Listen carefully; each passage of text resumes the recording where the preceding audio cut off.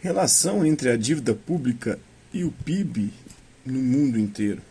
O Brunei, a dívida pública em relação ao PIB é de 1,8%, o Afeganistão é de 7,8%, o Kuwait é de 8,7%, o Turcomenistão é de 11%, o Congo é de 12,7%, Burundi é 17%, já a dívida pública brasileira é 80%, 80,3% do nosso PIB.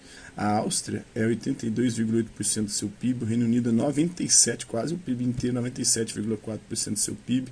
A França deve 108% do seu PIB, a França deve 113% do seu PIB, o Canadá deve 113% do seu PIB, a Espanha deve 118% do seu PIB, Portugal deve 127% do seu PIB, os Estados Unidos deve 137% do seu PIB, a Itália deve 151% do seu PIB, o Japão bate todos os recordes, 262% do seu PIB.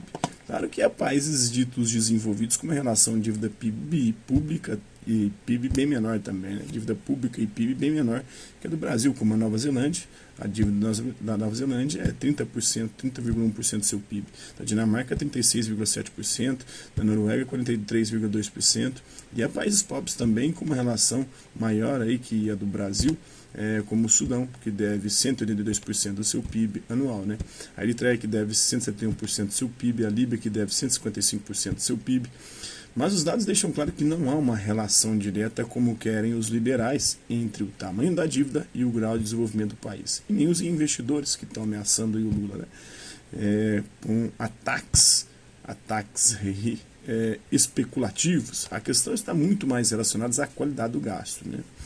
Vale lembrar que uma dívida pública é completamente diferente de uma dívida privada, já que o credor tem a possibilidade de controlar a data de vencimento e a taxa de juros que vai remunerar essa dívida. Aliás, o grande problema ocorre justamente quando o próprio devedor define uma taxa de juros alta, como fez na época da FHC Brasil, né, para remunerar a sua dívida. Aí é como dar um tiro no próprio pé. E começou a fazer também no governo Dilma ali, foi um tiro no pé, né? Não veremos nenhum chamado liberal, os que são contra o investimento público em época de inflação, de inflamação, falar disso nesse momento. Não adianta tentar explicar, mostrar, desenhar. O mercado precifica e está precificando o Brasil pós-Bolsonaro, né? O mercado, ele é livre, ele se autorregula, é a mão invisível, né? Vai escolher ignorar este e outros fatos em troca de uma suposta segurança das contas públicas. Fake, uma segurança fake, né? E aí do governante que ousar aumentar esse número, tanto para os liberais quanto para os investidores, que também são um bando de ignotos que de economista tem porra nenhuma.